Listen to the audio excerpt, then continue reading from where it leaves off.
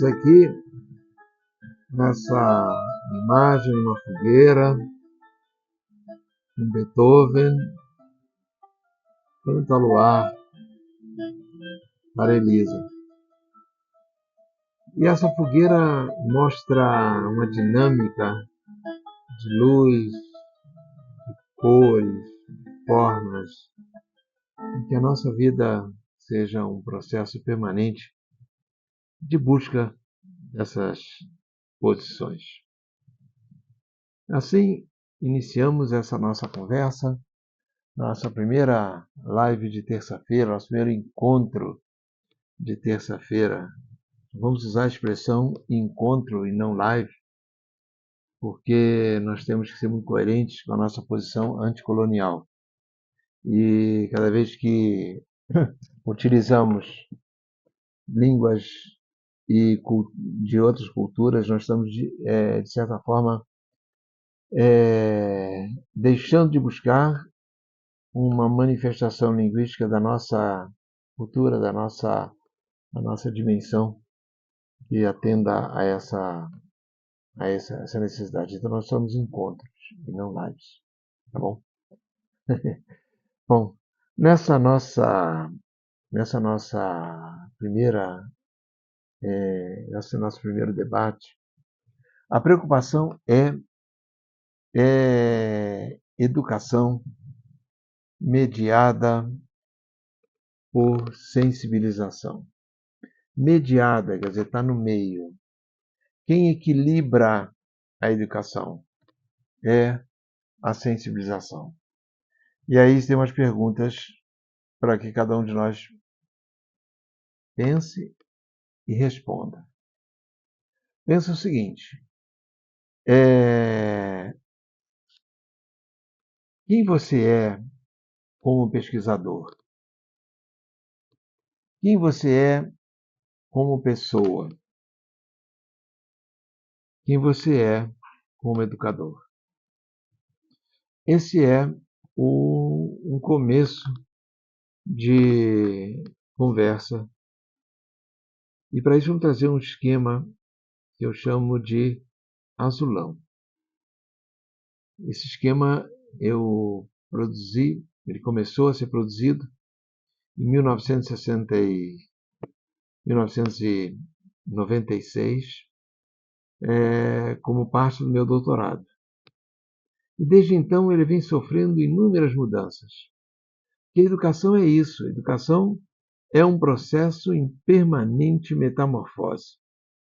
Muda e não volta atrás. E vai, e vai, e vai, e vai. E é nessa dinâmica que eu quero trabalhar hoje. Então vamos lá. Vamos nos encontrar com um esquema que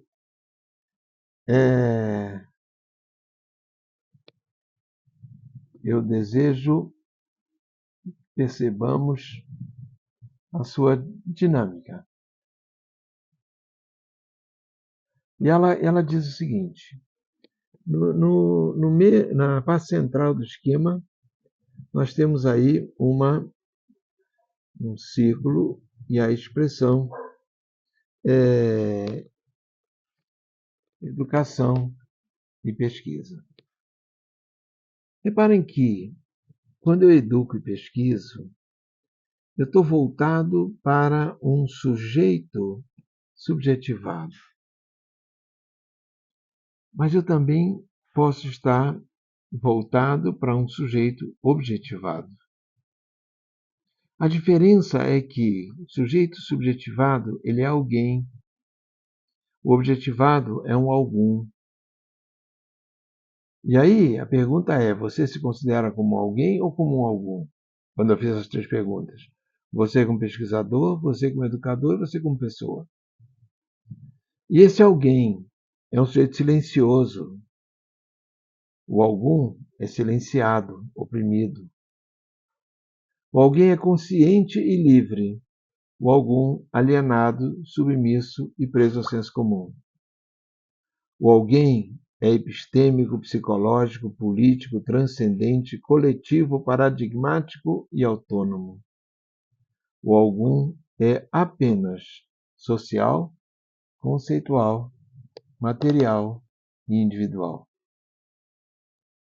Então, esse começo é fundamental para pensarmos o que é educação mediada por sensibilização. Primeiro, como eu me coloco no mundo, eu me sensibilizo com o quê? Eu me sinto sensível, eu me sinto sensibilizado. Como? Quando eu faço educação e pesquisa, eu também estou voltado para a manutenção, mas eu também estou voltado para a mudança. Na manutenção, eu trabalho a modelização. Eu sigo modelos. Eu sigo como se fosse um processo linear. Na mudança, eu tenho um compromisso psicossocial e ele é não linear. Então, quando eu falo em metamorfose, eu estou falando em mudança, não estou falando em manutenção. Então veja que, se eu trouxer agora uma interação nesse esquema da manutenção, eu tenho lá a materialidade. E a pesquisa e a educação, ela é experimental. Nesse sentido, o sujeito objetivado e o da manutenção se prende ao positivismo. A estrutura empírico-analítica está construindo.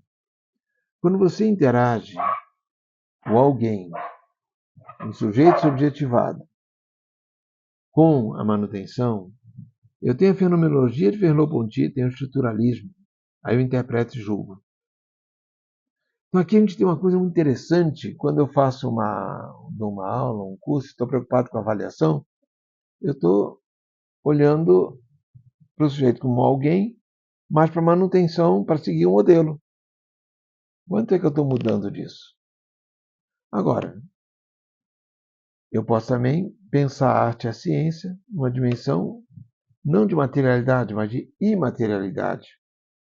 E aí a ciência e a arte deixa de ser experimental, passa a ser argumentativa.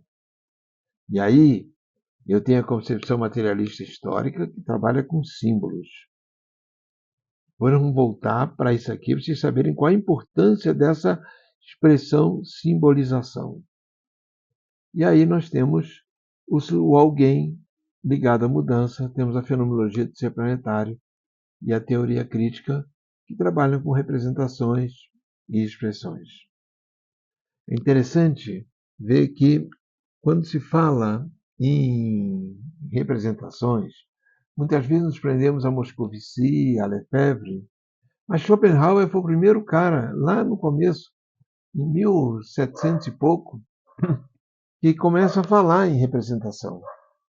Então, é um conceito antigo e que ele tem uma importância que a gente precisa ter claro nele.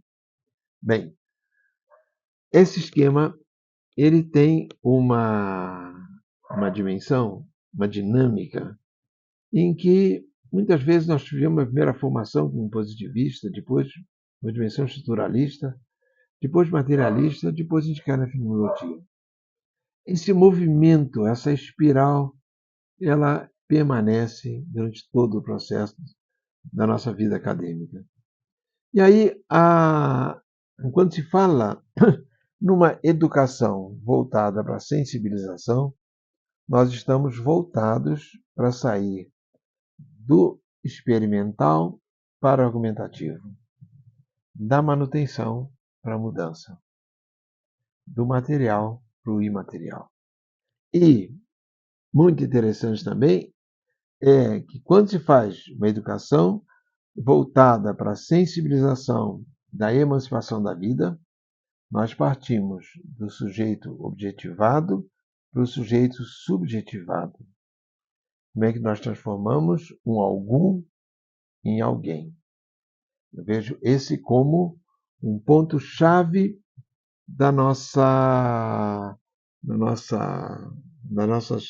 encontros e desse nosso permanente processo de